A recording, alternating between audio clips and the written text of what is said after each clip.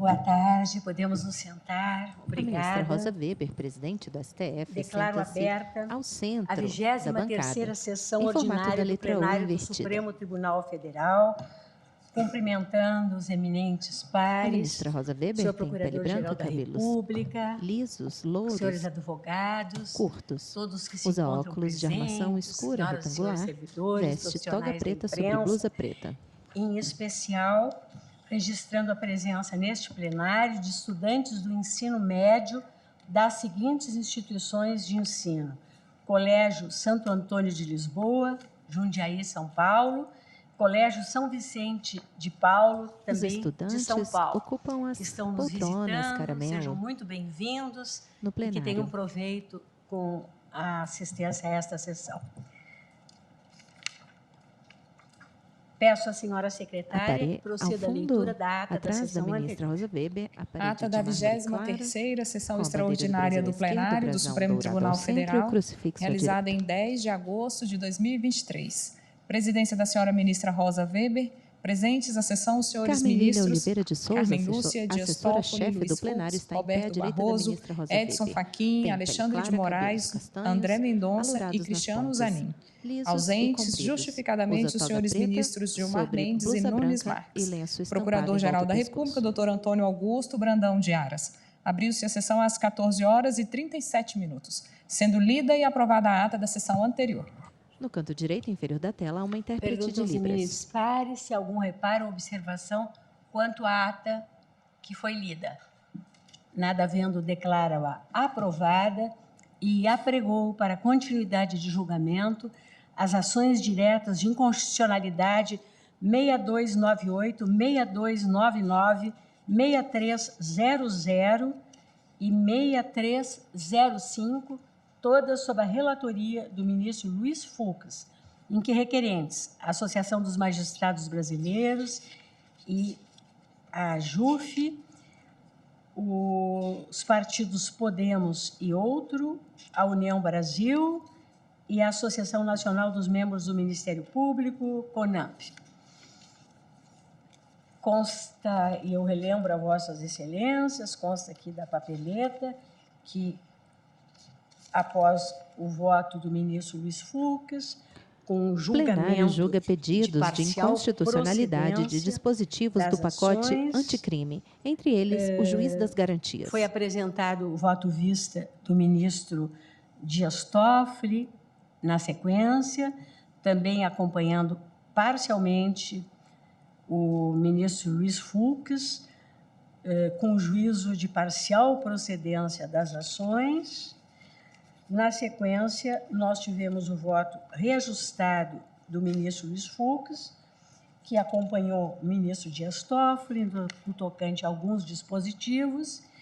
E, por fim, terminamos com o voto do ministro Cristiano Zanin, julgando procedentes, em parte, as ações diretas de inconstitucionalidade.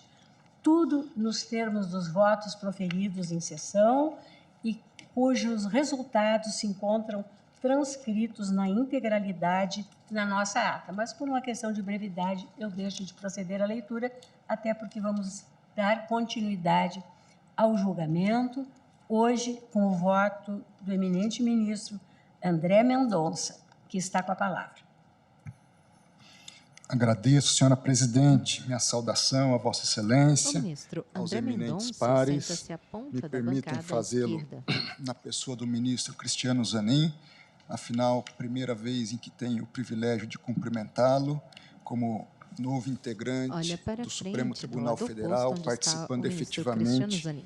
de um julgamento e já debutando num julgamento tão O relevante ministro André Mendonça como tem que pele nós branca, estamos cabelos lisos, grisalhos, processando óculos de nesses armação dias. metálica leve e retangular. Veste Permita-me toga saudar o preta eminente sobre Procurador-Geral da terno azul República, marinho, doutor camisa Augusto clara e gravata Aras, eminentes azul marinho. advogados, advogadas, estudantes, servidores e todos aqueles que nos acompanham.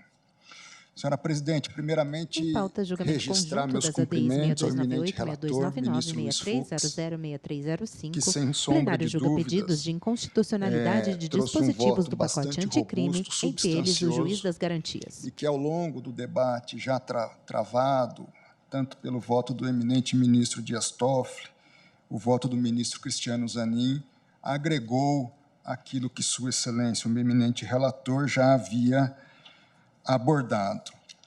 Me permitam, dentro desse contexto, fazer apenas algumas considerações iniciais sobre a inovação trazida pelos dispositivos que incorporaram o Instituto do Juiz das Garantias, dentre outros institutos, do denominado pacote anticrime. Em primeiro lugar, que nesse pacote nós tivemos a inserção e a inovação de uma série de dispositivos legais que trazem a preocupação, em sua essência, com o justo processo.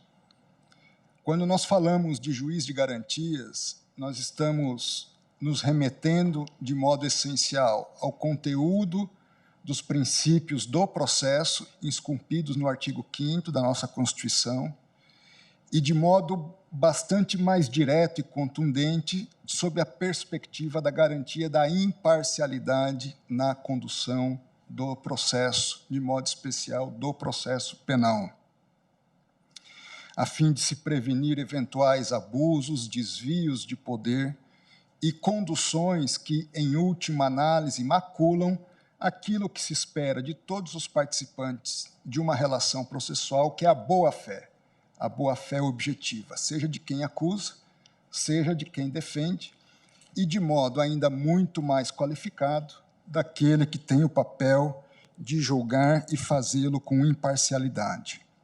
Eu não posso deixar de destacar também que uma outra preocupação trazida no pacote foi com a efetividade na resolução dos litígios penais, de modo especial com a instituição do acordo de não persecução penal. Vários debates havidos no Supremo Tribunal Federal, em outras sedes, em outras searas, na sociedade como um todo, trazem a preocupação com relação ao nível de encarceramento que existe no nosso país. E tenho convicção de que o Instituto do Acordo de Não Persecução Penal é e será fundamental para haver uma maior efetividade, de um lado, respeitando-se as garantias do devido processo, e, de outro, a garantia também de uma resolução, não necessariamente na esfera penal, que deva culminar na prisão ou na privação de liberdade da pessoa. Dentro desse contexto, toda a interpretação que meus pares que já trouxeram seus votos enunciaram foi em relação a ter o Supremo Tribunal Federal uma posição, e ele o tem de fato, penso eu, de guardião desta boa-fé processual. E dentro dessa linha foi toda a construção também trazida pelo ministro Luiz Fux, a partir dos apontamentos levantados pelo ministro Dias Toffoli, até de equação e ajuste dos posicionamentos de cada qual.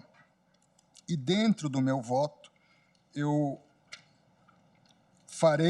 passarei brevemente pelos dispositivos que foram aqui já debatidos, sem me justificar ou me alongar, ao menos demasiadamente, nas posições de cada qual, porque penso que a exaustão, ou em grande medida, os eminentes pares que já votaram já o fizeram, e de maneira extremamente profunda e adequada, ainda que com divergências em um ou outro aspecto. Assim, senhora presidente, quanto ao artigo 3º-A, caput, eu acompanho a interpretação do eminente relator e ressalto que essa conformidade que ele deu ao dispositivo é uma preocupação de Sua Excelência, a qual adiro, o ministro Luiz Fux, de papel do juiz, de não deixar de ter uma relevância na busca da verdade em relação a algum ponto que ainda demande ser esclarecido. Logicamente que o juiz tem um papel, penso eu, mais inerte nessa busca de provas, e essa é a essência do papel do juiz. Não obstante, eventuais esclarecimentos devem ser garantidos até para que se faça justiça. Lembrando que não necessariamente o fato de o juiz demandar um esclarecimento adicional seja para prejudicar o réu. Muitas das vezes pode ser ao contrário, para corroborar uma eventual exculpação da conduta do réu no âmbito criminal. No tocante ao artigo 3º-B, o eminente ministro Dias Toffoli, ele trouxe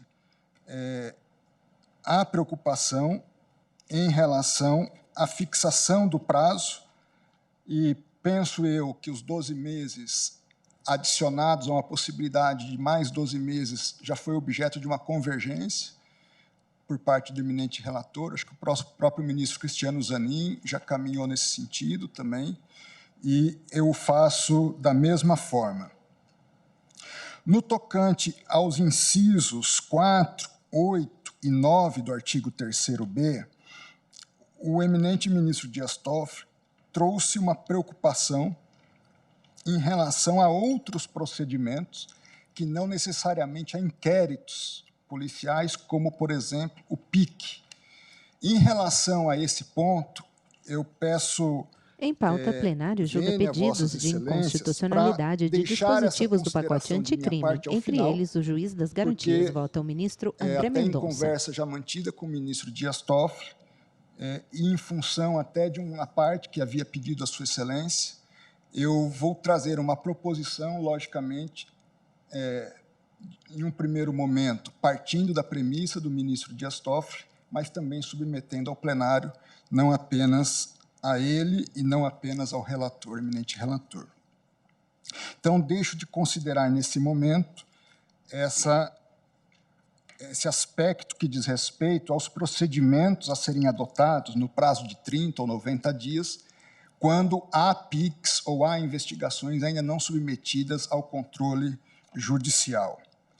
Artigo 3º-B, inciso 6. Acompanho o apontamento trazido pelo ministro Dias Toffoli. Em alguns momentos, ministro Luiz Fux, eu não tenho necessariamente o apontamento de uma eventual adequação de Vossa Excelência. Então, para minha segurança, eu vou me referir à proposição do ministro Dias Toffoli, que, eventualmente, em função até da adequação que Vossa Excelência fez, também adere àquilo que consta ou passa a constar do dispositivo de Vossa Excelência. Pois não. Pois não, ministro André Mendonça, Vossa Excelência me dá a oportunidade de eu fazer só uma pequena observação. Na realidade, eu procurei preservar a lei fazendo inserção de algumas expressões. O ministro Dias Toffoli fez um aspecto dispositivo, né, de conclusão do voto. Mas veja o seguinte... Ele está à direita na bancada. Eu mantenho o dispositivo que qualquer investigação tem que passar pele clara, pelo juiz. cabelos grisalhos, lisos, volumosos. Usa toga preta sobre terno azul marinho, camisa branca e gravata azul marinho. Eu não sei se é uma figura prevista, mas eu estou de acordo, porque quaisquer investigação, também estou de acordo com o PIX. Nesse caso, por em pauta, exemplo, plenário julga pedidos de inconstitucionalidade de dispositivos do pacote anticrime, entre eles o juiz das garantias. O que significa isso? É que a audiência ela é preferencial, mas o juiz pode deixar de realizar se representar risco para o processo. Então, na verdade, são redações diversas que, na essência, chegam ao mesmo lugar.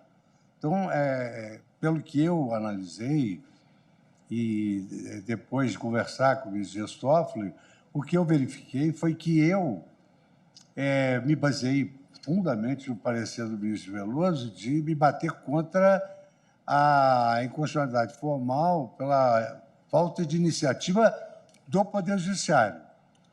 E o ministro Dias Toffoli entendeu que podia ser promovido pelo Congresso, mas que me acompanhava no tocante à lei de organização judiciária. Em vários aspectos, há menção às leis de organização judiciária. Então, é muito importante. Eu acho que eu mandei um resumo do voto para a ministra Rosa Weber. Não sei se ficou claro para Vossa Excelência. Sim, e a senhora secretária até já preencheu na coluna, já com as devidas adequações. Que, na verdade, não foram divergências, foram mais ou menos adequação das ideias. Dentro desse contexto, por exemplo, eu tenho aqui a redação... Perdão, ministro André, só porque agora, como nós ampliamos, Vossa Excelência está se referindo especificamente ao artigo 3º-B, inciso 4. Ministra Agora Rosa 6. Weber. Agora passou para o 6. 6. O 4 foi naquela linha, né? E agora o 6. Pois O não. 6. Obrigada. Então, nesse ponto específico, ministro Luiz Fux, a redação Ministro que Vossa André Excelência Mendonça. sugere é podendo o juiz deixar de realizar a audiência quando houver risco para o processo ou diferi-la em caso de necessidade. Sob a minha ótica, com a devida vênia, a expressão preferencialmente dá mais garantias ao próprio magistrado. Quando eu coloco houver risco para o processo, eu tenho que impor ao magistrado a demonstração desse risco. E pode-se cair, sob a minha ótica, numa interpretação que, em uma instância, se vê o risco, em outra instância, não se vê o risco. Então, eu penso que, havendo elementos objetivos que permitam a ele, preferencialmente, fazer pública e oral, mas podendo não necessariamente fazê-lo, nós daríamos, inclusive, ao magistrado um melhor poder ou uma melhor forma de interpretar a situação concreta. Então, por isso que entendo o mesmo espírito, apenas sob a minha ótica, repito, com a devida vênia, a expressão preferencialmente garante ao magistrado uma melhor gestão dessa situação no dia a dia da condução dos processos. Até porque não é um processo, são vários processos. Então, quanto ao artigo 3º-B, inciso 7, acompanho aqui ao ministro Luiz Fux. Está sem aqui, ó, 7. No tocante ao 3º-B, inciso 8, eu atribuo, como o ministro Dias Toffoli fez, a interpretação conforme, e no tocante à fixação do prazo dos procedimentos outros, como o PIC, também me permitam deixar para o final uma proposição em relação a este ponto. No inciso 9 do 3º-B, também acompanho a interpretação conforme apresentada pelo ministro Dias Toffoli, e no tocante à fixação de prazo e forma, o farei ao final. Artigo 3º-B, inciso 14. Também acompanho aqui a declaração de inconstitucionalidade material apresentada pelo ministro Dias Toffoli. Parágrafo 1º do 3º-B, acompanho o ministro Luiz Fux. Parágrafo 2º do 3º-B, acompanho a interpretação conforme trazida pelo ministro Dias Toffoli. Artigo 3º-C, acompanho a interpretação conforme apresentada pelo ministro Dias Toffoli, havendo aqui até o momento, salvo o melhor juízo, 3 proposições, a do eminente relator, ministro Dias Toffoli, e do ministro Cristiano Zanin. Só apenas para a organização dos trabalhos, presidente, nessa interpretação conforme do artigo 3b, parágrafo 2º, no primeiro item, o ministro Dias Toffoli coloca entre parênteses proposta do ministro Luiz Fux. Ministro Luiz Fux. E aqui, e depois, então, é que ele propõe que a inobservância do prazo da lei não implica a revogação automática da prisão, que é mais ou menos o que eu disse também, devendo o juízo competente ser instado a avaliar os motivos que ensejaram nesses termos. Então, tem uma parte que ele menciona, não sei se você está no quadrinho, em vermelho, proposta do ministro Luiz Fux. Então, a nossa diferença é parcial. Não, reajustei. Ministro Fux, talvez seja...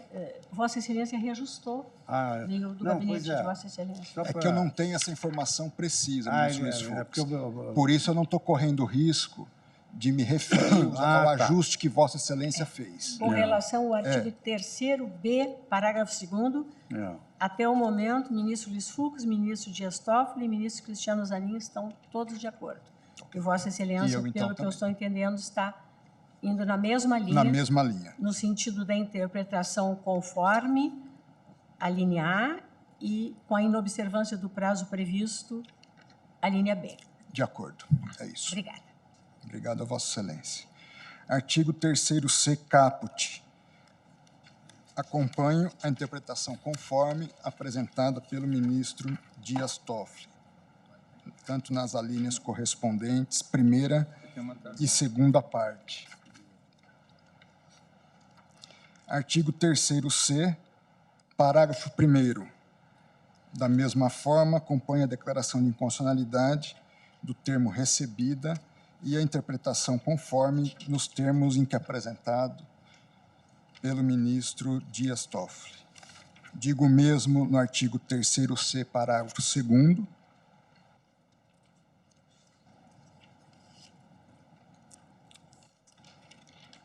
no artigo 3º-C, parágrafo 3º, o ministro Cristiano Zanin acompanhou a divergência do ministro Dias Toffoli,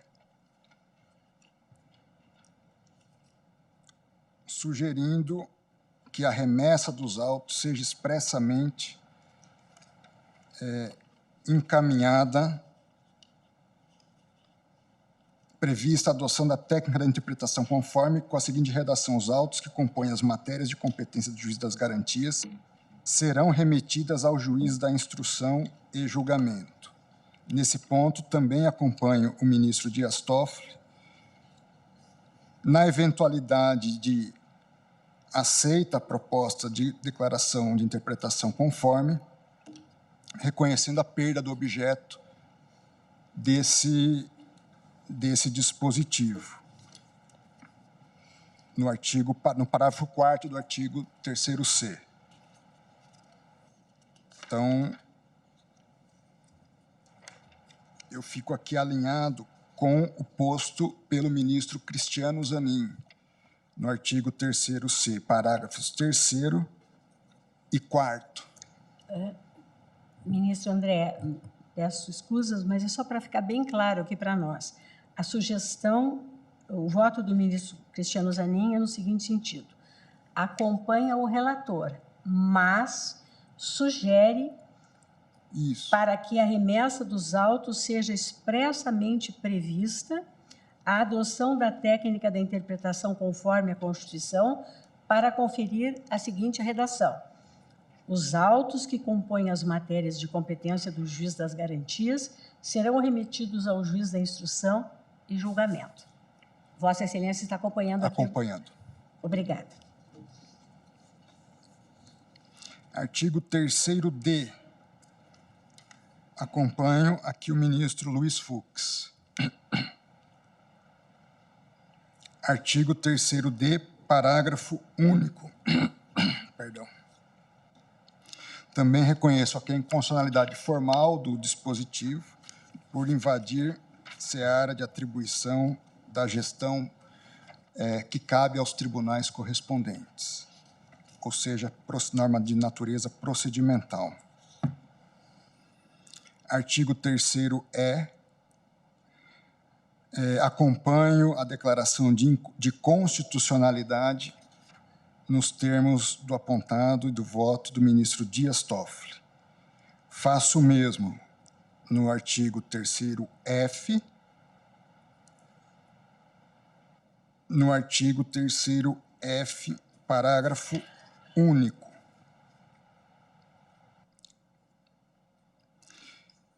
Indo já ao artigo 28, acompanho o ministro Luiz Fux. No parágrafo 1º, também acompanho o ministro Luiz Fux. No 28A, caput, também acompanho o ministro Luiz Fux. 28A, inciso 3, do mesmo modo, acompanhando. 28A, 4, acompanho também o ministro Luiz Fux.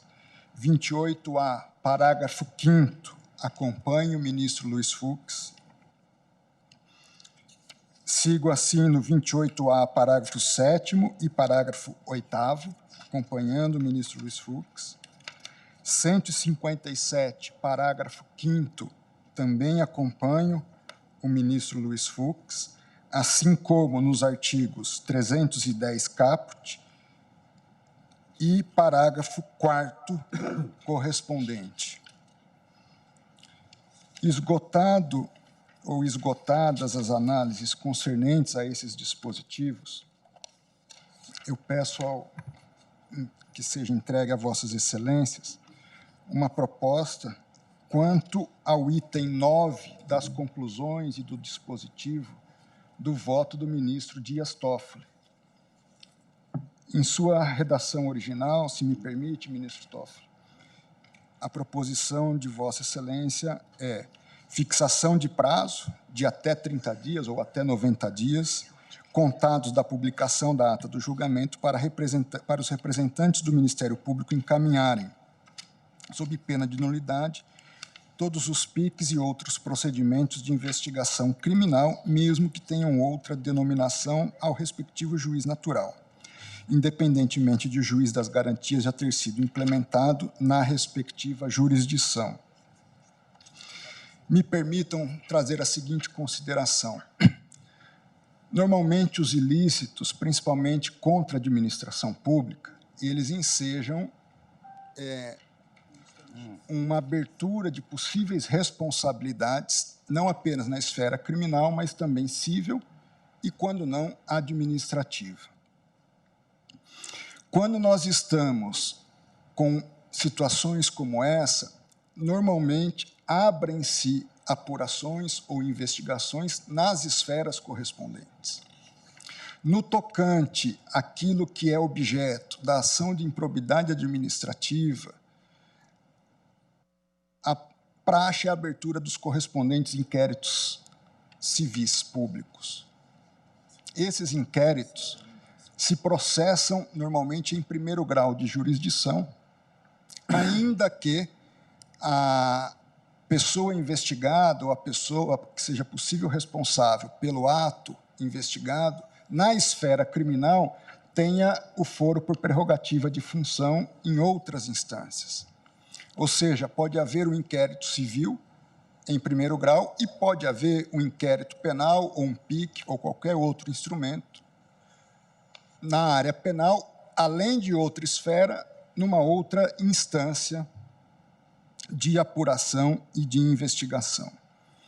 Quando nós nos deparamos com o Instituto do Juiz das Garantias, eu volto a algo que eu considero essencial. A essência dessa institucionalização parte de um pressuposto, que é garantir a imparcialidade e a boa-fé processual.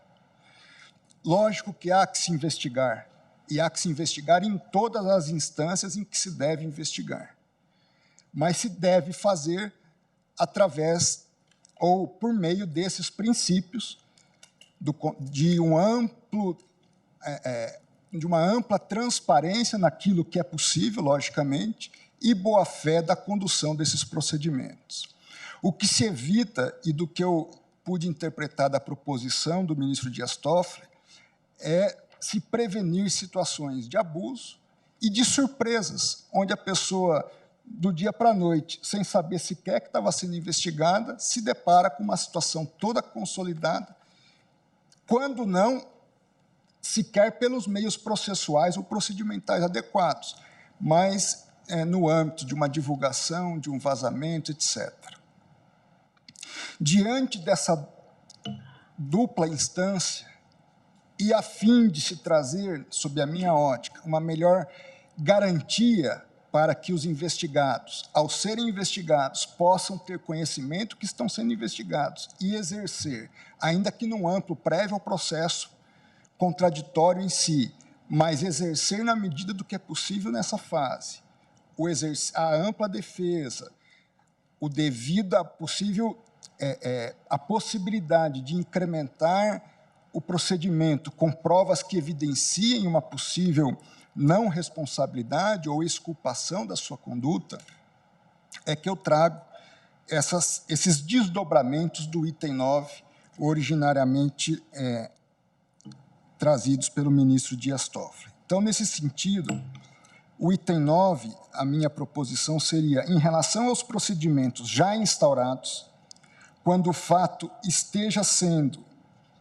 está sendo investigado apenas sob o âmbito criminal ou havendo investigação de outra natureza, quando se tratar de um único promotor natural responsável pela investigação de fato em tese definido como crime, cumulativamente nas esferas civil e penal, ou seja, o mesmo promotor natural tem atribuição para investigar tanto na esfera civil como na penal, ou quando só há uma investigação criminal a respeito daquele fato, a fixação do prazo de até 90 dias, contados da publicação da ata do julgamento, para os representantes do Ministério Público encaminharem, sob pena de nulidade, todos os PIC e outros procedimentos de investigação, mesmo que de natureza não penal, que tenham por objeto fatos em tese definidos como crime, ao respectivo juiz natural,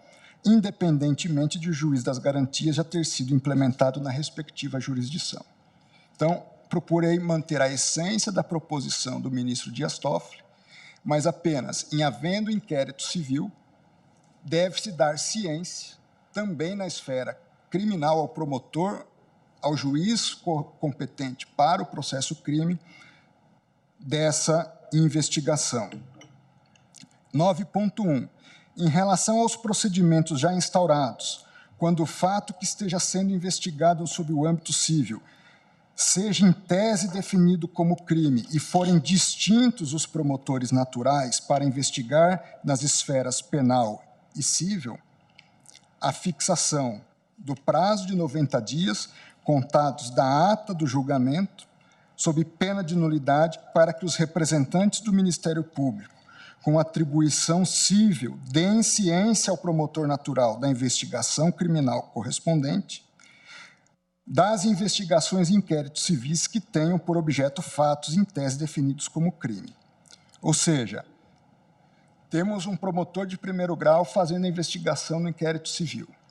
Esse fato, em tese, constitui crime que, por força dos dispositivos constitucionais ou legais, devem ser investigados na esfera criminal em outra instância.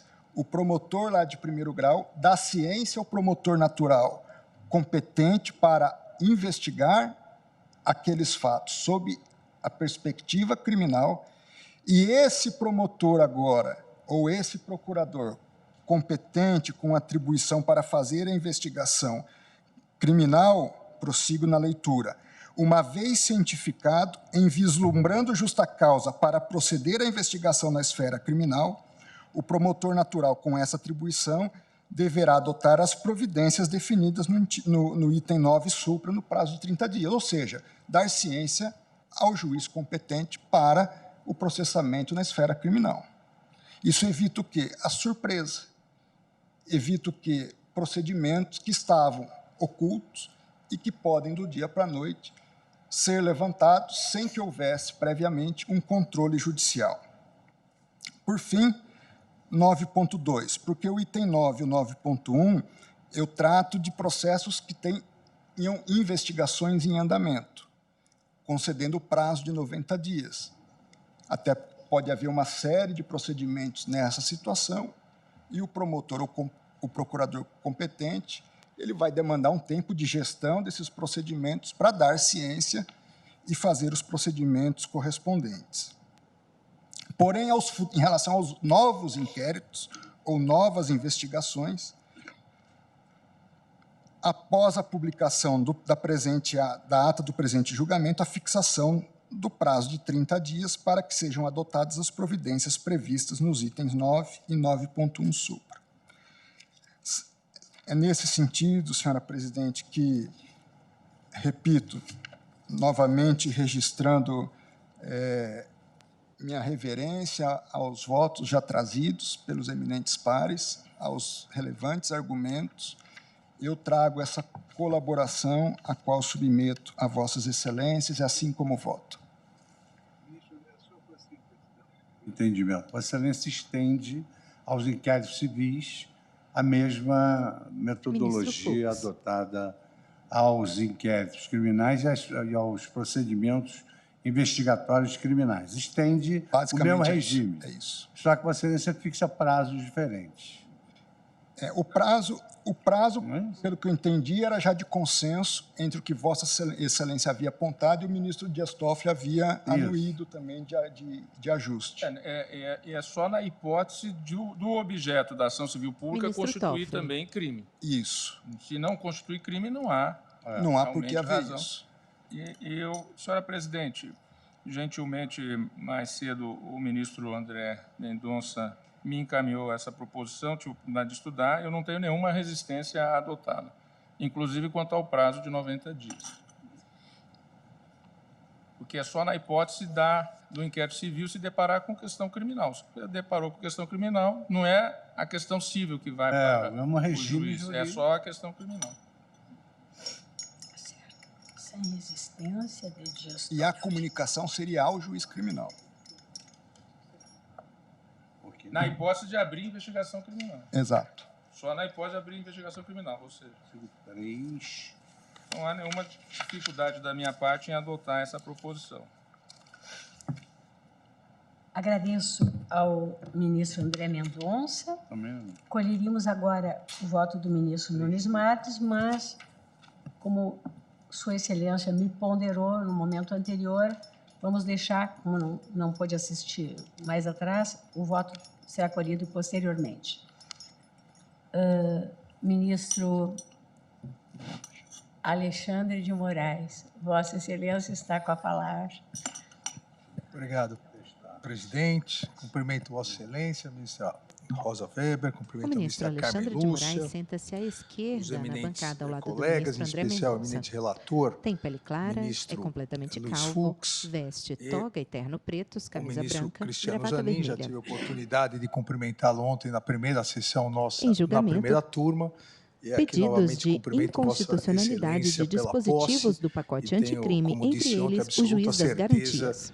que será e é uma grande contribuição para o Supremo Tribunal Federal. Cumprimento o doutor Augusto Aras, procurador-geral da República. Presidente, eu vou fazer uma parte introdutória do meu voto, das questões principais, só depois eu vou entrar nos artigos. Mas aqui eu vou depois também detalhar um pouco, porque acho que acabou passando, com todo o respeito às discussões, até pela importância da discussão do juízo de garantias, a questão do artigo 28 está passando assim, sem uma análise mais detalhada do que ocorre na prática. Então, eu vou fazer questão depois de parar um pouquinho nessa questão do artigo 28, da nova redação do artigo 28 do Código de Processo Penal.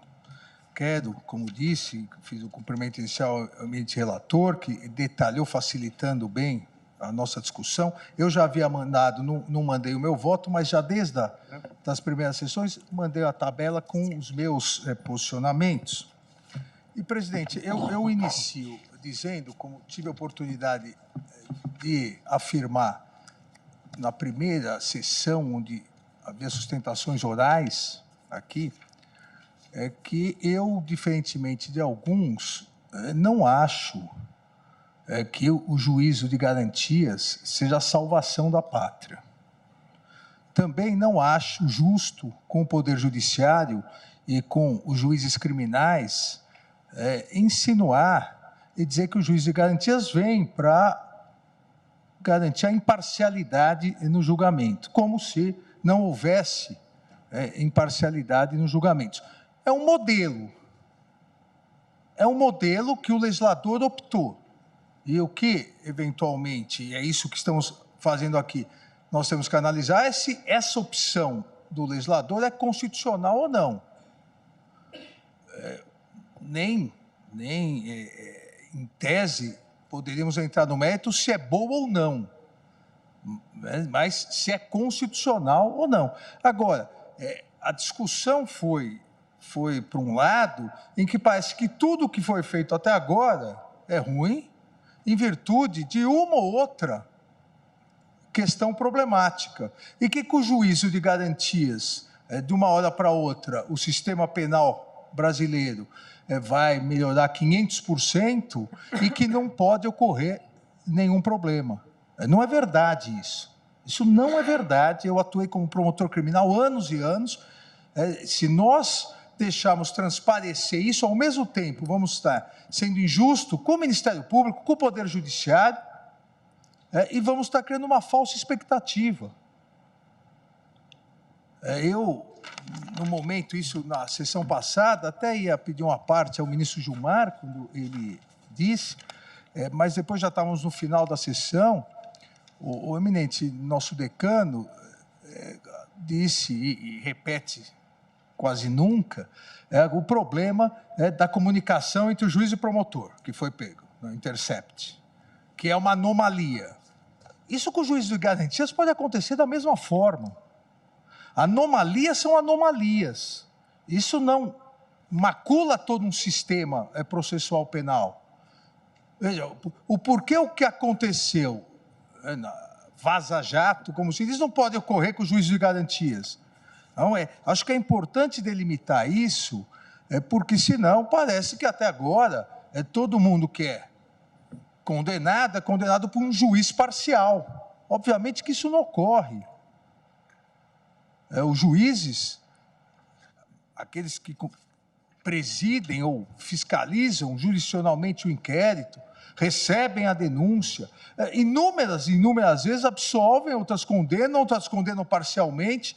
O tribunal, às vezes, quando o juiz absolveu, o mesmo juiz que decretou a prisão preventiva inicialmente, recebeu a denúncia, ele absolve, o tribunal condena, com total imparcialidade.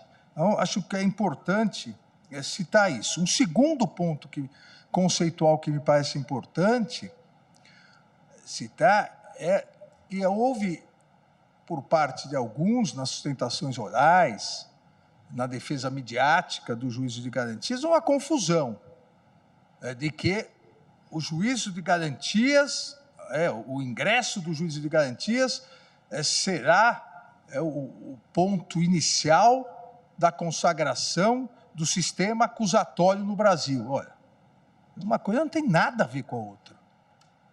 Sistema acusatório e juízo de garantias são coisas absolutamente separadas. O sistema acusatório, que a Constituição de 88 consagrou, é a possibilidade do início de uma ação penal por alguém que não seja o juiz. No caso do Brasil, ação penal pública pelo Ministério Público, a privatividade da ação penal pública, artigo 129, inciso 1º da Constituição, e há poucos crimes, ações penais privadas pela vítima. Diferentemente do que ocorria antes de 88, que no processo judicialiforme de falência, por exemplo, o juiz podia dar sequência e iniciar uma ação penal. A autoridade policial em contravenções penais e crimes culposos podia iniciar ação penal. Julgamento conjunto das ADIs 6298, 6299, 6300 e 6305. Plenário julga pedidos de inconstitucionalidade de dispositivos do pacote anticrime, entre eles o juiz das garantias. Vota ao ministro Alexandre de Moraes. De forma total, 100%, desde a Constituição de 88. Mesmo antes de 88, era residual essa possibilidade de uma persecução penal sem o Ministério Público ajuizar a ação, oferecer a denúncia, mas a partir de 88 isso se esgotou. Então é outra confusão também que às vezes acabou sendo feita. A partir disso, a opção que o legislador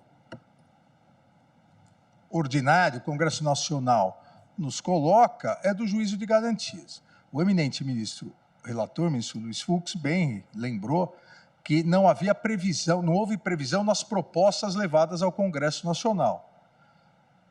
Isso é verdade. Eu mesmo, por convite do presidente, do então presidente da Câmara, presidi uma comissão de juristas que apresentou projetos. Esses projetos foram analisados juntamente com os projetos apresentados pelo Poder Executivo, pelo Ministério da Justiça, foram consolidados, e as propostas foram sendo colocadas, e essa proposta do juízo de garantias, essa proposta veio de iniciativa parlamentar.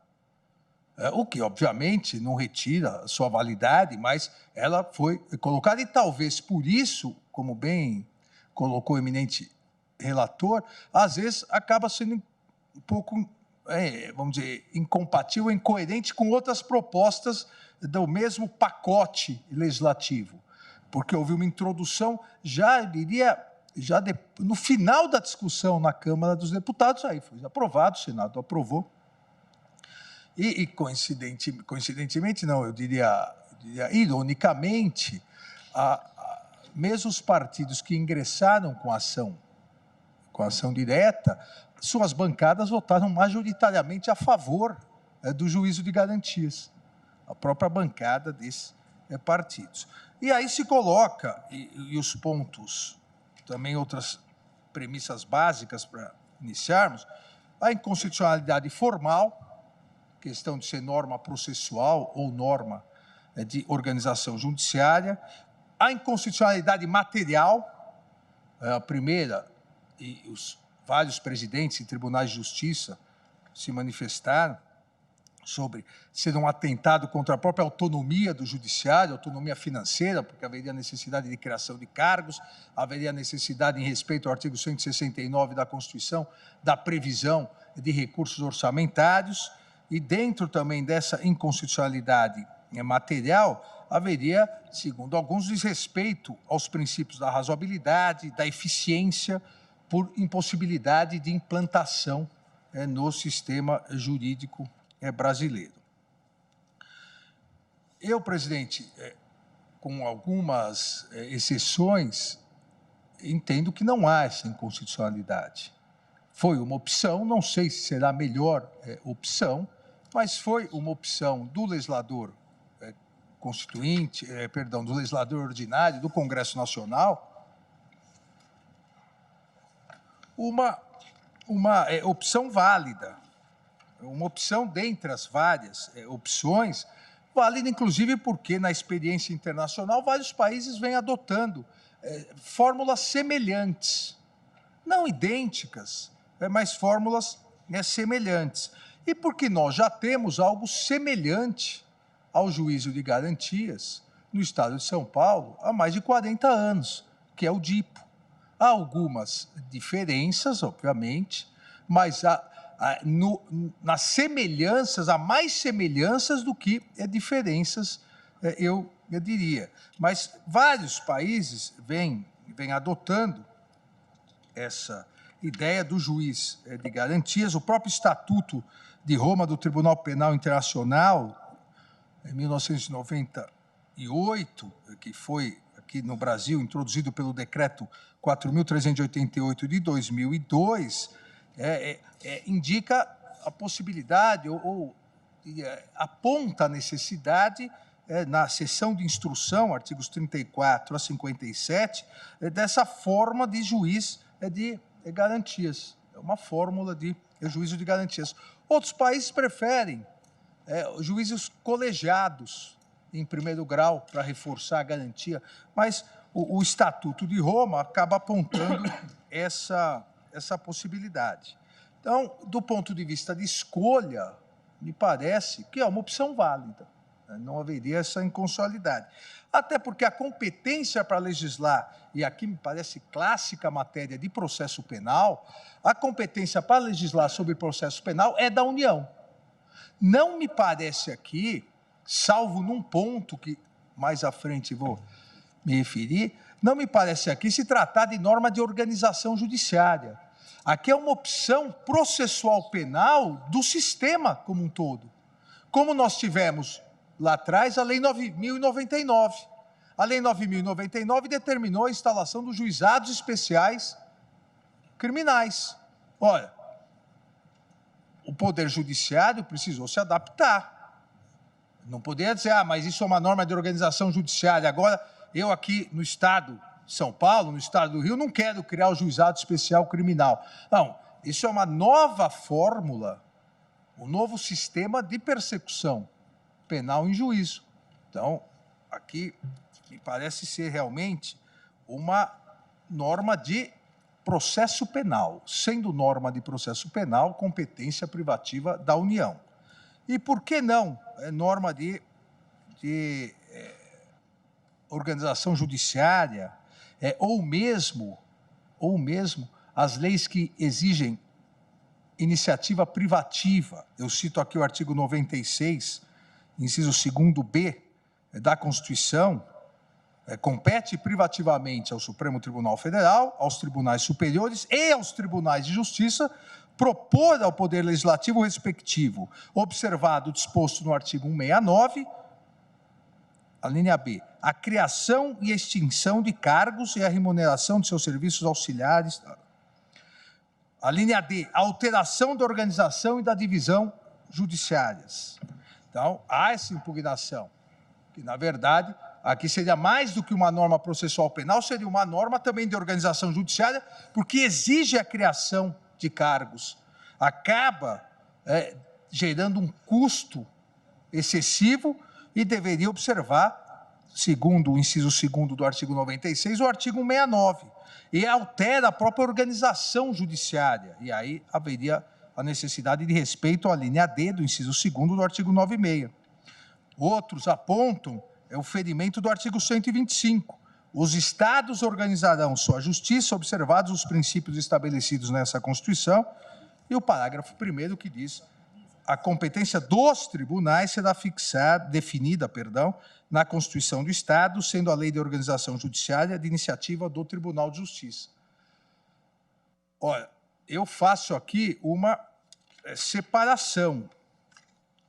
A norma de processo que fixou esse novo sistema processual penal, que é o juízo de garantias, isso é competência da União, e como essa norma será implementada, aí sim, como disse várias vezes o eminente ministro Luiz Fux, aí sim cada Estado é obrigado, essa é a nossa divergência, cada Estado é obrigado a instalar, mas cada Estado vai analisar como, e a própria União também, no caso da Justiça Federal. E por que eu afasto essa questão da necessidade da observância do artigo 169, previsão de recursos, de criação de cargos, e aí seria a lei de iniciativa privativa dos tribunais de justiça, ou no caso da Justiça Federal, do Superior Tribunal de Justiça? Por quê, presidente? Não me parece que haja essa necessidade. A visão, e eu tenho aqui as várias manifestações dos presidentes de tribunais de justiça, uma delas fala que precisa de tantos juízes a mais, esses juízes vão custar tanto e mais serviços auxiliares. Nós temos que ver a alteração que foi feita nesse pacote penal e processual penal como um todo. Se nós analisarmos como um todo, nós vamos verificar que não há necessidade de criação de nenhum cargo. Há necessidade de remodelação, reestruturação. Eu venho dizendo isso já há algum tempo, principalmente a Justiça Estadual, ela precisa se reestruturar, porque com essas alterações, principalmente com o acordo de não persecução penal, não há mais razão para essa divisão em comarcas, em pequenas comarcas. E cito o exemplo, eu, obviamente, até pela facilidade, eu cito sempre o exemplo do Estado de São Paulo, os dados do Estado de São Paulo, pela minha facilidade de vir de São Paulo, mas tenho certeza que o doutor Aras vai concordar com isso pelos dados do Ministério Público Federal. O que fez a nova lei? A nova lei, ela quis diminuir o número de processos cujos crimes são mais leves. Isso foi destacado pelo ministro André agora, com o acordo de não persecução penal. E por que isso? Olha, se ao invés de milhares e milhares de ações penais que exigem toda uma instrução, para lá na frente, depois de recursos, habeas corpus, toda a estrutura judiciária, lá na frente aplicar uma sanção privativa de liberdade, que seria substituída por restritiva de direitos, se puder fazer isso logo agora, nós não vamos precisar de toda essa estrutura processual penal. Vai sobrar mais juízes. Essa é a ideia da lei. Vai sobrar mais juízes para quê? Uma das ideias foi para a criação das varas colegiadas para combate a crime organizado, que até agora não foram instituídas. O eminente ministro Dias Toffoli, quando presidente do Supremo Tribunal Federal e do Conselho Nacional de Justiça, instituiu uma comissão, um grupo de trabalho sobre isso, e eu tive a honra de ser convidado por Sua Excelência para presidi-lo. Nós conversamos com todos os tribunais, levantamos todos os números, foi editada uma resolução no CNJ, mas até agora não se editou isso. O chamado juiz sem rosto, para evitar o que ocorreu em vários estados, o assassinato de magistrados que combatiam o crime organizado. Mas se falava, mas por que, como que vai dar para um juiz virar 5 juízes? Vai ter um custo. Não, exatamente porque o acordo de não persecução penal aliviou a justiça criminal. A ideia era uma reorganização para essas varas colegiadas e para o juízo de garantias. Vejam como efetivamente aliviou.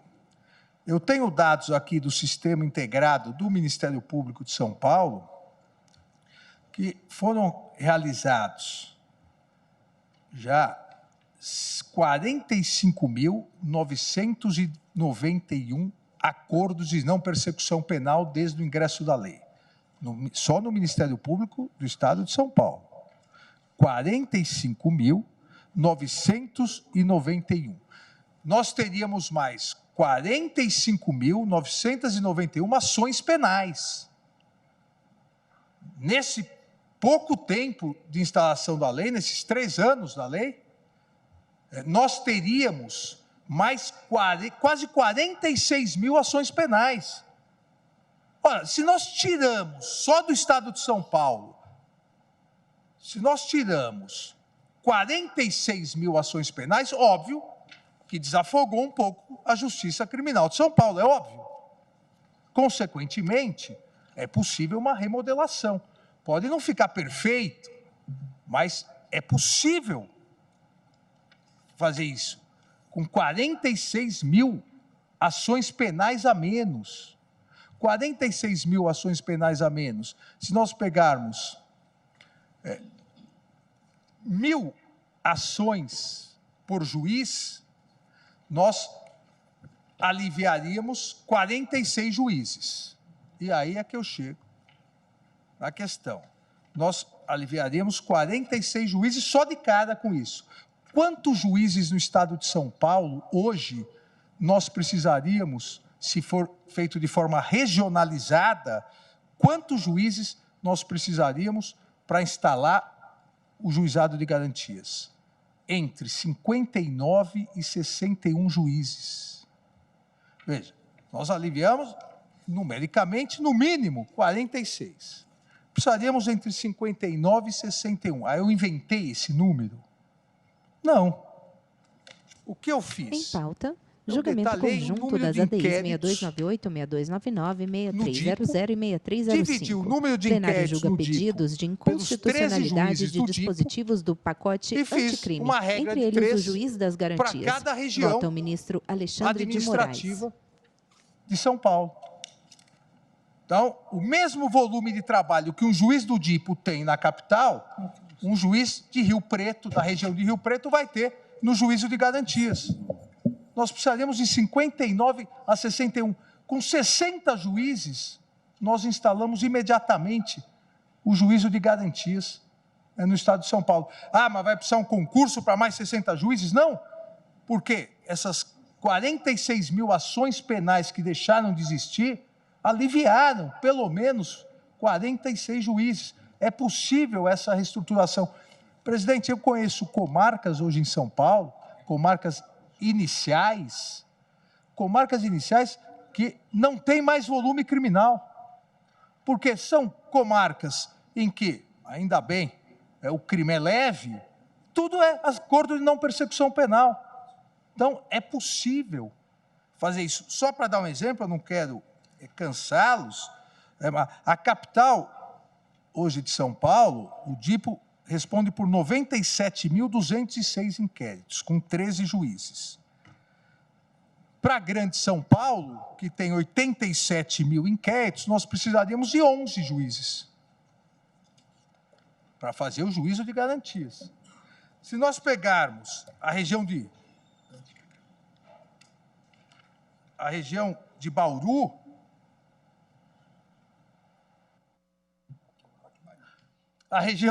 precisaria de 2 juízes só. Porque a região de Bauru tem 14.400 inquéritos. 2 juízes. De garantia onde? Na sede da circunscrição, em Bauru. Eles fariam trabalho. Não dá para 2 juízes fazerem trabalho de toda a região de Bauru. Dá porque são 14.422 inquéritos, desde que não receba a denúncia, e nós vamos chegar lá, por favor.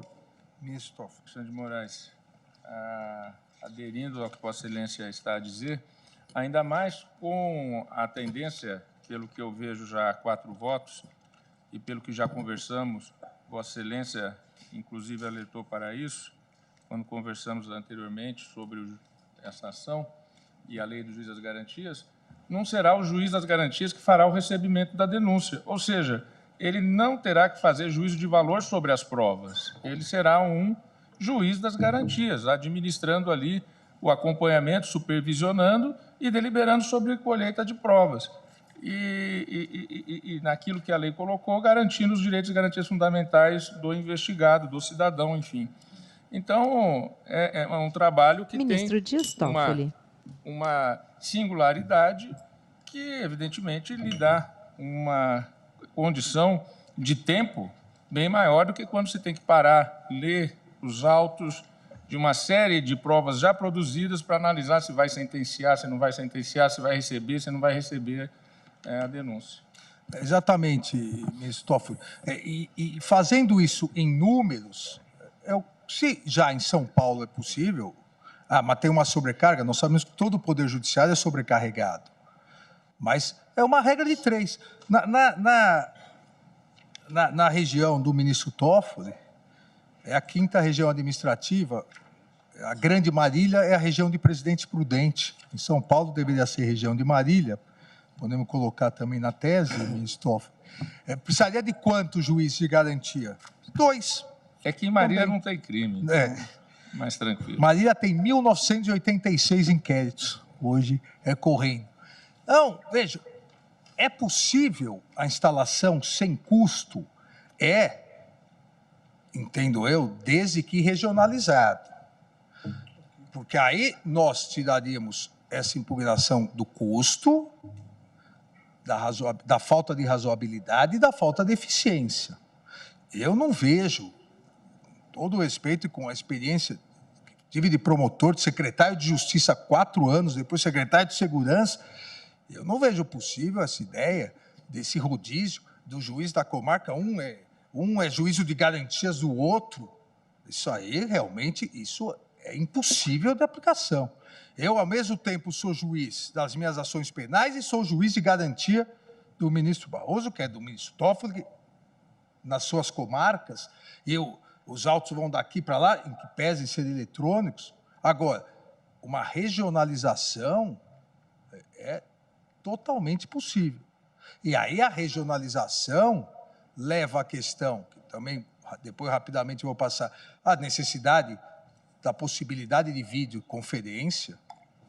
Não é possível que a lei vede videoconferência depois do que ocorreu na pandemia. A lei é pré-pandemia. Simplesmente ignore essa tecnologia. E também não é possível que se exija o recebimento da denúncia pelo juízo de garantias. Não só porque inviabilizaria, mas porque aí vai contra toda a ratio do juízo de garantias. Se o juízo de garantias, ele não deve participar do processo, ele produziu as provas, não é ele que deve iniciar a ação penal. O início da ação penal com o recebimento da denúncia, ele produziu as provas, ele participou, ele vai receber a denúncia. Ou se institui o juízo de garantias integralmente ou não. Ministro Alexandre, Vossa Excelência, por favor. Ministro, uma parte, eu sei que já estamos com várias sessões julgando essa matéria, mas apenas gostaria de pontuar, e depois me pronunciarei sobre isso, que, à luz da premissa que Vossa Excelência estabeleceu no início do seu voto, ou seja, o exame da constitucionalidade, creio que a interpretação que se busca fazer é, antes de tudo, para responder esta questão. O Instituto do Juiz das Garantias é constitucional ou não? Em sendo a interpretação que se faz sobre tempo de implementação, etc., uma discussão do ponto de vista da eficácia da decisão.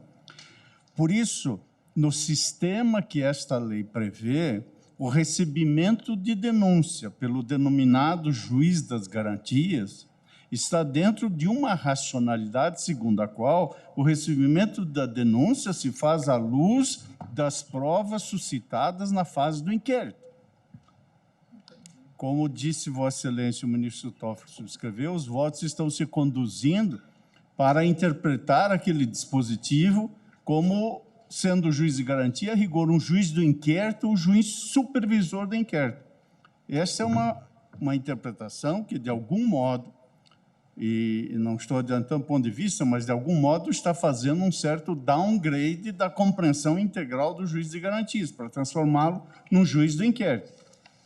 Por isso, só estou fazendo essa intervenção para dizer que Vossa Excelência está tocando em alguns pontos estruturais que Sua Excelência, o relator e os votos anteriores já trouxeram à colação, que, muito antes, quiçá, de irmos ao debate artigo por artigo, essas questões estruturais, nós precisaríamos, de fato, enfrentá-las. E uma dessas é este dispositivo, para verificar se efetivamente há uma inconstitucionalidade na previsão de que o juiz das garantias seja o prolator do recebimento ou não da denúncia. Porque podemos com isso concordar ou não, mas aí volta a premissa que Vossa Excelência adequadamente suscitou nisso seu voto. O exame é um exame da constitucionalidade, não é um juízo de valor que só diz respeito ao Poder Legislativo. É o juízo de valor restrito a uma filtragem constitucional. Exato. E esse é um dos pontos. Me permita só um... Por favor. Muito obrigado. Eu tinha até mantido a letra da lei. Procurei mexer pouco na letra da lei. Mas o ministro Toffoli e o ministro Alexandre trazem, e acho que tem a impressão que o ministro Zanin também, né? Traz essa questão da diferença entre recebimento e oferecimento. Tendo em vista que a ratio da lei está baseada em viés, evidentemente que o juiz que vai receber a denúncia, ele vai carregar aquele recebimento de um viés também.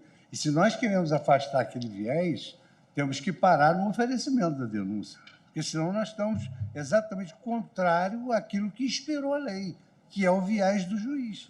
Quer dizer, o juiz da sentença tem um viés, porque ele colheu a prova. O juiz que vai receber ou não a denúncia, ele também tem um viés. Então, o ideal para ser juiz de garantia stricto sensu, no meu modo de ver, que parece ser aquele juiz que vai defender as garantias do real, seria parar, como o ministro Toffoli sugeriu, e agora o ministro Alexandre e o ministro Zanin, no oferecimento da denúncia. Porque quem recebe a denúncia vai ter viés, evidentemente. Obrigado a ambos, ministro Fachin. Eu entendo que é inconstitucional a previsão do juiz de garantias receber a denúncia, seja porque refere à razoabilidade do sistema de garantias, então aqui eu não acho que é opção. Eu entendi o que Vossa Excelência colocou e, segundo as minhas premissas aqui, é a questão da inconstitucionalidade, até porque não sei se no mérito, adotaria o juízo de garantias. Mas entendo que é possível o Congresso que é soberano nisso, adotar. Mas aqui me parece que, seja pela razoabilidade, da ratio da norma, a previsão de um juiz, eu não diria juiz reduzir a juiz do inquérito, na verdade, é um juiz das garantias individuais durante a investigação, toda a investigação. E outro juiz é que vai definir se haverá ação penal ou não. O sistema ficou híbrido. O juiz é que vai verificar todas as garantias durante a investigação, ele próprio dá início à ação penal. Então, já pela razoabilidade e pela eficiência. Pela eficiência, me parece aqui que tornaria quase inexequível realmente. Aí sim nós teríamos que dobrar o número de juízes. Então, e o princípio da eficiência é um princípio previsto no caput do artigo 37 da Constituição. Então, a falta de razoabilidade se dá até pela seguinte questão. O juízo de toda investigação recebe a denúncia. Começa a instrução. O réu pede ao novo juiz o trancamento da ação penal por ausência de justa causa. Ele tranca imediatamente a ação, porque ele não receberia a denúncia. Parece que não tem razoabilidade isso.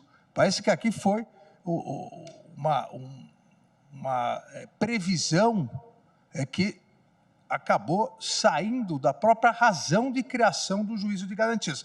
Mas respondendo ao eminente ministro Fachin, que não me perguntou, obviamente, dessa forma, mas dentro desse nosso debate, o plenário julga pedidos de inconstitucionalidade de dispositivos do pacote anticrime, entre eles o juiz das garantias. Eficiência.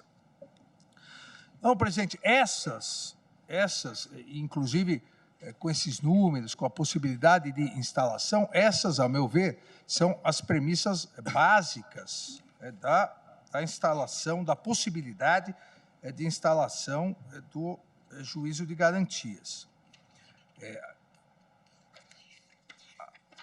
Colocaria agora, e agora rapidamente até, depois dar uma paradinha na questão do artigo 28, então, a partir disso, me parece que não há a questão do artigo 3º, o processo penal terá estrutura acusatória, vedada as iniciativas do juiz na fase de investigação e a substituição da atuação probatória do órgão de acusação. Obviamente, ninguém defende substituição da atuação probatória, mas como bem colocou o eminente ministro Luiz Fux, o juiz, às vezes, para decidir, ele tem uma dúvida. A necessidade de uma complementação, hoje isso é plenamente possível, não só no Brasil. Então, o eminente ministro Luiz Fux colocou, deu uma interpretação conforme de que, pontualmente nos limites legalmente autorizados, determinar a realização de diligências suplementares para dirimir dúvidas sobre questão relevante para o julgamento de mérito, como pode também o juiz no campo civil. Então, eu acompanho, nesse sentido, a proposta do eminente ministro Luiz Fux no artigo 3º. No artigo 3A, né? 3º A. O artigo 3B...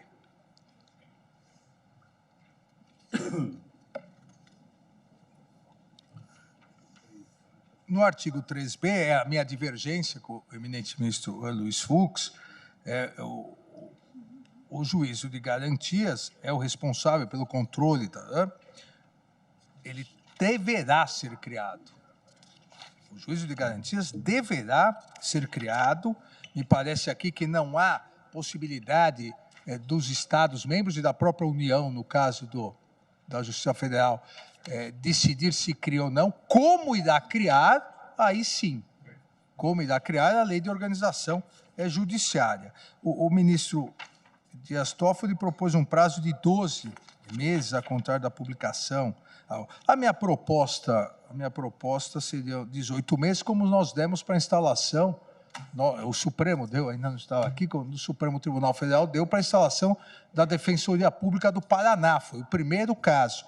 A instalação da Defensoria Pública, eu diria que para o sistema processual penal é menos traumática que a alteração para o juízo de garantias.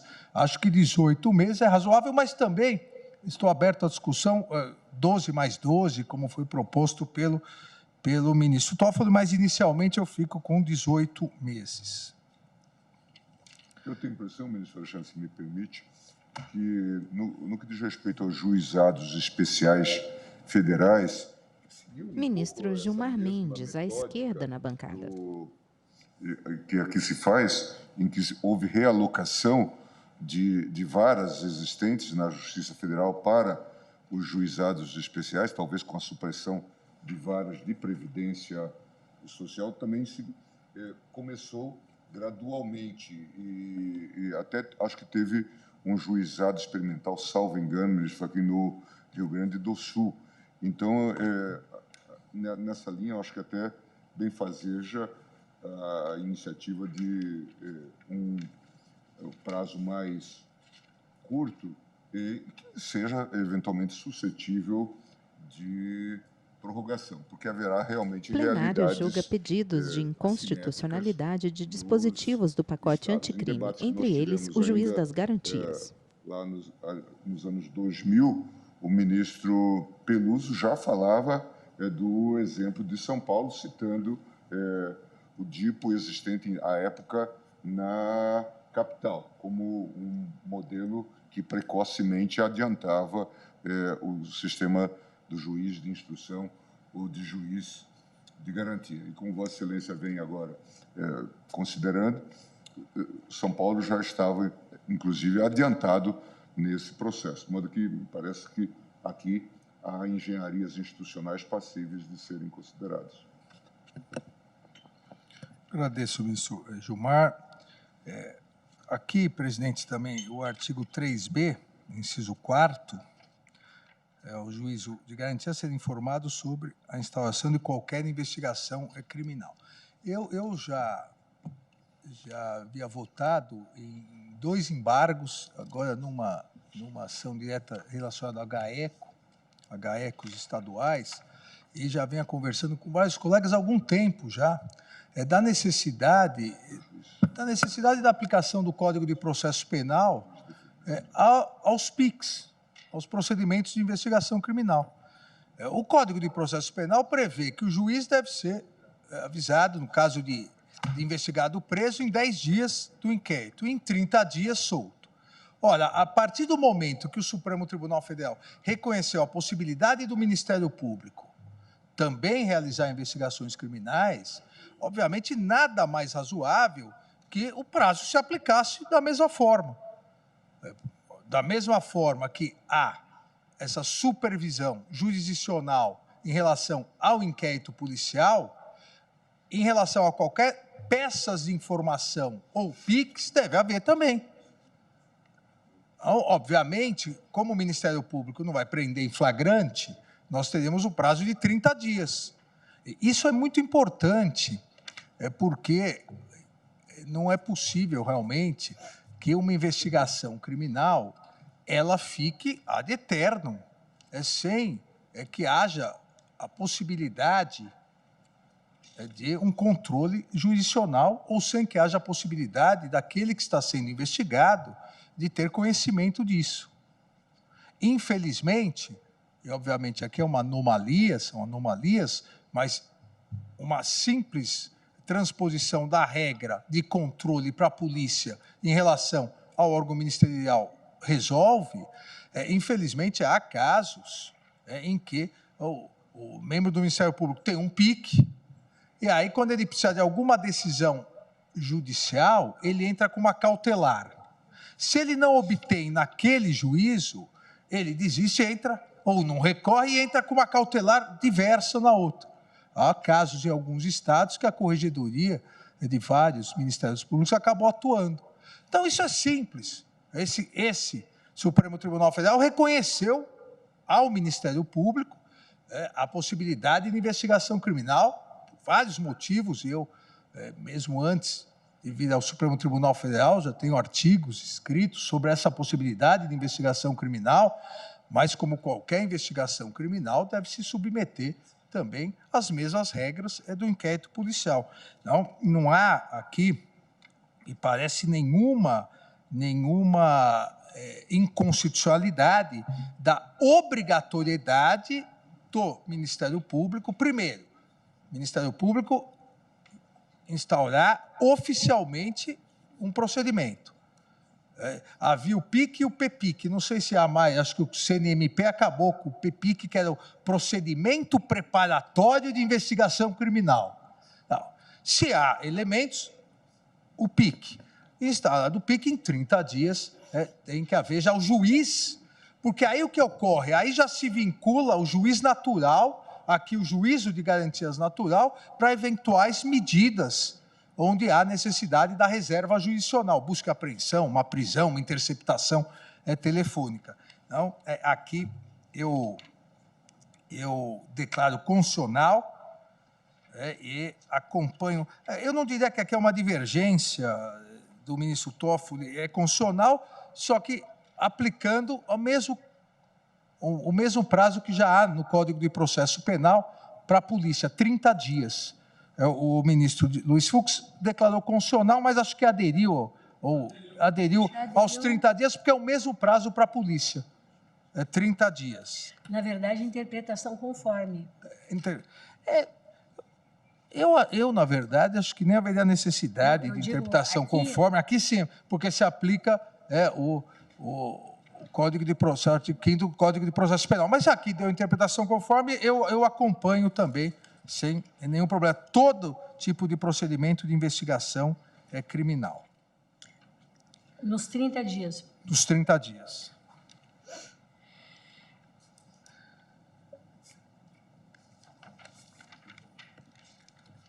Isso é muito importante, eu repito, para a fixação do juiz natural, juízo de garantias natural, para as eventuais medidas que necessitam de autorização judicial.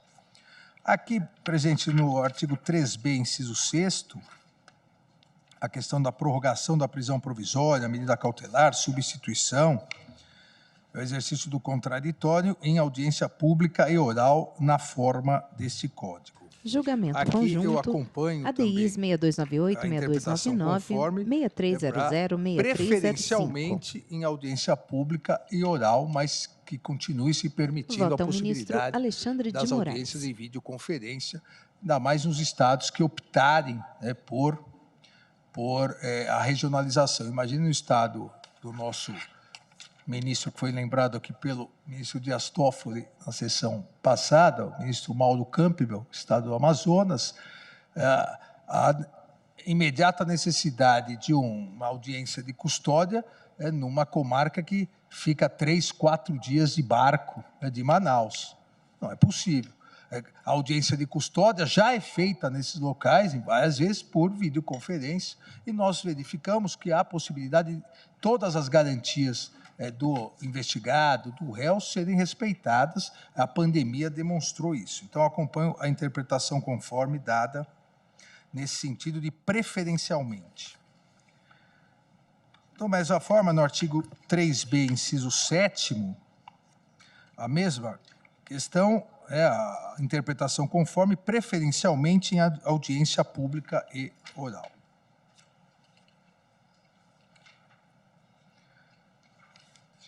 O inciso 8º, o eminente relator, o inciso 8º, fala na prorrogação do prazo de duração do inquérito, e aqui nós estamos estendendo também, por coerência lógica, aos PICs. Então, também há necessidade de se aplicar essa prorrogação, 30 dias avisado, toda a prorrogação, o membro do Ministério Público, se está realizando a investigação, deve solicitar o juízo de garantias. O inciso 9º, determinar o trancamento do inquérito policial quando não houver fundamento razoável para sua instauração ou prosseguimento. A mesma coisa, ministro, por favor. Alexandre, me perdoe, mas só porque já poderíamos ir encaminhando. O ministro André, com relação a este tópico, Ministra apresentou Rosa uma Weber. nova formulação. E o ministro Toffoli até fez a adequação, presidente, pelo menos a anotação. Eu iria deixar para o final, mas É? posso falar agora, não tem problema. Eu fiquei uma dúvida aqui também. Por favor. No 9. Da mesma determinar forma. o trancamento do inquérito policial quando não houver fundamento razoável para sua instauração ou prosseguimento. A minha anotação aqui é que eu não vi divergência entre o relator e o ministro Toffoli, porque se ele pode trancar é porque o inquérito chegou até ele. Não, é que chegou até o juiz, né? A única diferença, o ministro Toffoli também estende para os PICs, para os procedimentos, porque aqui fala só inquérito policial, também para o procedimento de investigação do Ministério Público. Com relação ao 9, nós temos aqui o ministro Fux, Dias Toffoli, Cristiano Zanin. Ministro André, que tem uma nova formulação aqui, segundo a secretária anotou, a senhora secretária, o ministro Toffoli concorda. Presidente, eu ia deixar para o final, mas acho que é mais importante agora, realmente. Vossa Excelência tem razão. Veja, eu diria que eu não vou aderir totalmente a esse posicionamento, e acho importante essa reflexão. São instrumentos diversos, o inquérito civil e o inquérito... Plenário julga pedidos de inconstitucionalidade de dispositivos do pacote anticrime, entre eles o juiz das garantias. Eu também tive a oportunidade de ser promotor de defesa do patrimônio público e atuar na ação civil e inquérito civil. O inquérito civil, por determinação constitucional, artigo 129, inciso 3º, quem preside o inquérito civil é o membro do Ministério Público. O inquérito civil, ele tem toda uma regulamentação de que quem realiza o controle de prorrogação ou não é o Conselho Superior do Ministério Público. Ou seja, não há previsão legal do acompanhamento do inquérito civil pelo juiz. Óbvio, à medida em que o membro do Ministério Público precisa de uma medida judicial, aí, até por ser processo civil, ele entra com uma ação cautelar, o juiz vai ficar prevento para a ação civil pública principal. Se o membro do Ministério Público, no caso do inquérito civil, acha que não há elementos para ação de improbidade, para ação civil pública, para um outro motivo, ele arquiva e em 3 dias determina, como a lei prevê, determina que todo arquivamento vá ao Conselho Superior do Ministério Público. Então, vejam, a legislação estabelece que desde o início até o arquivamento e a revisão do arquivamento, isso tudo é no âmbito do Ministério Público, não há juiz. Quando que o juiz aparece aqui? O judiciário vai aparecer no momento em que o Ministério Público propuser uma ação, seja cautelar, então precisa da constrição de bens, do busca e apreensão, da medidas cautelares, indisponibilidade de bens, que várias vezes são ajuizadas, e da ação principal. Então, não há essa comunicação. Eu entendi a colocação que foi feita, de que aquele ato de improbidade também pode caracterizar um crime. E aí haveria necessidade do promotor que atua no inquérito civil analisar, ele, dizer, isso é um crime, e ele mandar para o juiz criminal. Me permita, ministro Alexandre. Por favor. Na verdade, não vai haver um controle judicial do inquérito civil. Não há essa previsão legal. Nem estou pedindo isso, nem estou propondo isso. É que quando há elemento de que ali pode haver crime em relação ao mesmo fato, e nos casos de improbidade, isso, se não sempre, invariavelmente ocorre, se dá ciência ao promotor natural do crime. Esse é que vai avaliar. Esse é que vai avaliar se tem justa causa ou não. E se verificar que tem justa causa para uma investigação, aí sim, ele abre o procedimento e dá ciência ao juiz competente para o crime. Porque, na realidade prática, me permita, se faz apuração no cível, depois que se fez tudo, porque no cível também se obtém uma série de medidas, relatórios de COAF, sigilos fiscais são acessados, uma série de providências que adentram na esfera de privacidade e intimidade da pessoa e que, depois de concluído tudo isso, se manda para o promotor criminal, já num contexto não de investigação, já de propositura praticamente de uma denúncia ou não. É esse tipo de conduta que está se prevenindo com a proposição.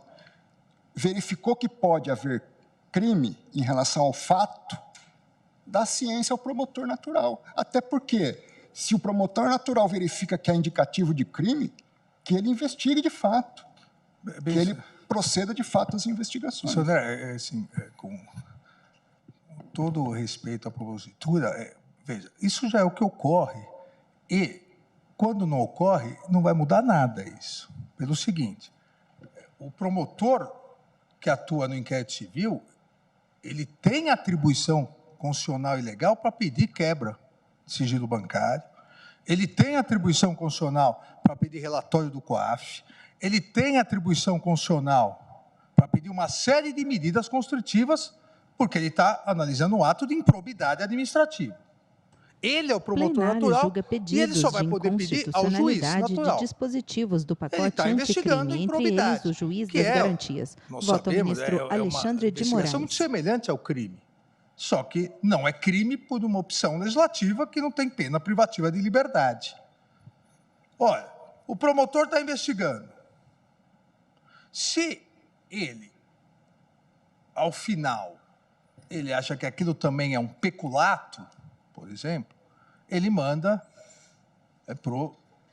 salvo se for vara acumulativa no interior, ele manda para o promotor natural, e aí o promotor pede abertura de inquérito, ou um PIC, tudo bem. Então, aí, o que Vossa Excelência, eu entendi a questão, o que Vossa Excelência está propondo, e se eu estiver errado, por favor, me corrija, o promotor olhou, de início, um ato de improbidade, ele abriu um inquérito civil, ele tem que dizer, olha, esse ato de improbidade também pode vir a ser crime. Antes das medidas, eu já vou mandar para o crime. Isso não vai ocorrer na prática. Na prática, ele só vai mandar depois que ele investigou. Como que ele vai mandar abrir uma investigação? Se ele está iniciando a apuração dele, como que ele vai mandar sem ainda ter nenhum elemento probatório? Ele vai mandar para o promotor criminal. Se me permite. Para ele, eventualmente, se isso chegar ao crime. E aí, o Supremo Tribunal Federal, mas várias vezes, já admitiu o compartilhamento de provas. Compartilhamento totalmente legal. Há casos em que a pessoa tem prerrogativa de foro no crime e não tem prerrogativa de foro na improbidade. E se utiliza a improbidade para se investigar, eventualmente, algo criminal depois. Então, se quebrou o sigilo bancário, se quebrou o sigilo fiscal para improbidade de alguém que tem foro, prerrogativa de foro. Olha, a legislação e o Supremo, até o momento, entende que não há prerrogativa de foro. Aí vale, o juiz criminal, validar ou não essa prova. O que me parece, já lhe passo a palavra, desculpe, mencionar, o que me parece é que, na prática, a hora que o promotor faz a portaria de instauração do inquérito civil e começa a investigar, ele não vai mandar toda vez para o crime. Ele vai aguardar. Na prática, quando chega à conclusão, e geralmente quando entra com a ação de improbidade, é que manda a cópia integral para distribuição dos promotores. Assim é que funciona realmente na prática. Desculpe. Imagina, eu que agradeço. Aqui há uma divergência conceitual entre a defesa do ministro Alexandre e aquilo que eu estou propondo. Acho que Vossa Excelência agora sim encaminhou para uma proposição que compreende ao menos a intenção daquilo que foi redigido. Qual a grande divergência conceitual? É que nós vamos ter dois parâmetros de investigação para o mesmo fato. O inquérito civil, ele é capaz, por si só, de adentrar na esfera da privacidade e da intimidade da pessoa investigada, mesmo sem atuação judicial. Sigilo bancário precisa de uma medida judicial. Sigilo fiscal é administrativo. A Receita Federal fornece administrativamente. No PIC também. Por isso que no PIC tem que submeter ao juiz. Não, a quebra do sigilo fiscal, não. No PIC também, pede direto. Mas eu estou tendo que dar ciência ao magistrado, nós estamos decidindo isso. O juiz das garantias significa o promotor dar ciência ao magistrado do que ele está investigando. Nessa esfera do inquérito civil, eu vou ter, e é verdade que é dessa forma que se procede, uma série de procedimentos invasivos, não que seja legítimo, mas que invadem a esfera da privacidade da pessoa sem qualquer controle judicial. Por quê? Porque muitas das medidas, salvo quebra do sigilo telefônico e de sigilo bancário, todas as demais medidas se pode fazer sem controle judicial. Nós vamos ter um parâmetro de procedimento para investigar com garantias na esfera criminal e outro sem qualquer conhecimento, como bem disse o ministro Alexandre de Moraes. Ele submete a prorrogação do inquérito civil não ao juiz, ele submete dentro do próprio âmbito do Ministério Público. Mas essa é a lei. E o faz a partir de prazos muito maiores. A proposição que eu trago é verdade que essa é a lei. Nós estamos analisando esse contexto não da lei, lendo a Constituição a partir da lei. Nós precisamos ler, sob a minha ótica, os princípios do justo processo, contraditório, ampla defesa, igualdade de armas, o direito de ser informado sobre o que está sendo feito a respeito da sua vida. Também, dentro desses princípios constitucionais, deve estar inserido, não na exata medida, mas em alguma medida, o procedimento que investiga aqueles fatos. Ou seja, eu remeto para o promotor natural criminal. O promotor natural criminal diz, de fato, tem elementos. Eu vou abrir a investigação aqui, porque na prática da realidade do dia a dia, o que acontece? De inconstitucionalidade de dispositivos do pacote anticrime, entre eles o juiz das garantias. Dessa notícia de jornal se solicitam informações ao COAF, se adentra na declaração da Receita Federal, se verifica todo o grau de parentesco que essa pessoa tem, e tudo isso sem que em nenhum momento, salvo no dia que se precisar de uma medida judicial, sequer garanta a pessoa, ela está sabendo que aquilo está sendo feito. É esse tipo de procedimento que essa proposição tenta prevenir. Mas, senhor, permite? Pois não. O que essa proposição vai mudar isso? Nada. Sabe por quê? Porque o promotor está investigando improbidade e ele fala, não vi crime ainda, ele não vai mandar, não vai mudar nada. Absolutamente nada. Porque, se essa é a ideia, há uma proposição que é muito mais simples. Porque, veja, abriu um inquérito civil, improbidade. Se o promotor, porque a proposta de Vossa Excelência é, se o membro do Ministério Público acha que também tem crime, tem que mandar. Ele fala, até agora eu não vi crime, eu só vi crime no final. Então, qual seria uma proposição, apesar de sair um pouco aqui dessa lei, e é algo que eu já defendia no Ministério Público, o inquérito civil, instaurado o inquérito civil, imediatamente o investigado deve ser avisado, deve ser comunicado.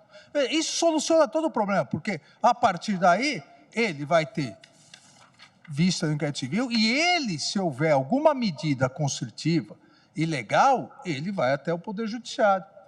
Assim, falando do que ocorre na prática, essa é uma medida que realmente vai garantir uma maior supervisão. Agora, essa previsão de que, se o promotor no inquérito civil entender que há crime, manda para o promotor, vai continuar igual, porque ele vai dizer, eu só entendi que é crime agora aqui. No final, quando eu apurei tudo, porque senão, veja, eu vou poder ser acusado de abuso de autoridade. Eu recebi uma representação por improbidade administrativa, antes de investigar, eu já estou mandando para outro promotor, dizendo que isso também é crime, eu vou ser responsabilizado por abuso de autoridade, não quero isso. Essa vai ser, isso na prática é o que vai ocorrer. Agora, nada impediria que tenha que comunicar imediatamente isso. Perdão, ministro. Não, é porque nós tivemos experiência também no Ministério Público. Então, o que ocorre? Ministro Luiz Fux. Iniciado o inquérito civil e depois de apurados os fatos, extrai-se peças, há uma extração de peças, e com essa extração de peças, em conjunto com as provas, é que é remetido ao juízo criminal e ao promotor, que então ali vai iniciar todo esse procedimento. Vossa Excelência então propõe que haja a introdução do juiz de garantia nessa fase do inquérito civil. O problema é a redação constitucional. Não é isso que eu estou propondo. Eu estou propondo que se dê ciência ao promotor natural do crime. É ele quem vai fazer a análise. Pois é, mas aí nós vamos poder ter um problema seríssimo, que é um conflito de decisões entre o juiz que apura o inquérito civil, as provas do inquérito civil e o promotor. Vai ter conflitos de competência, conflitos de atribuição, isso pode complicar sobremodo essa questão. Então, eu acho que a Constituição Federal não prevê essa figura dentro do inquérito civil. Então, nós estamos interpretando a Constituição à luz da lei, não a lei à luz da Constituição. Eu entendo diverso, ministro Fux, mas não me permita. O tema realmente se presta ao debate e os debates são muito interessantes. Eu vou ter que pedir licença para nós suspendermos o julgamento e continuarmos depois do intervalo, porque todos nós temos audiências marcadas para agora. Suspensa a sessão.